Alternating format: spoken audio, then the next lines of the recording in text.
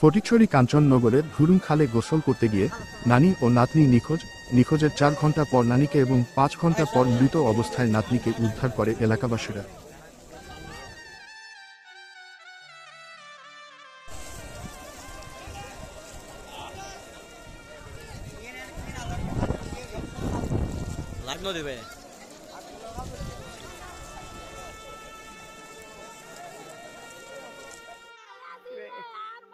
গোসল করতে হচ্ছে না, গোসল করতে হচ্ছে না, গোসল করতে হচ্ছে না।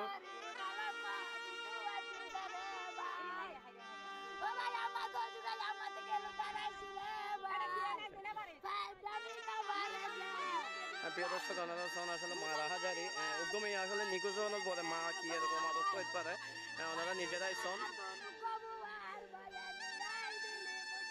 অনেক বড় বই না, অনেক বড় না, মারা গিয়ে দিবে। তুই আসিল না, তুই আসিল না, কেন লগে যায়, কেন লগে যায়?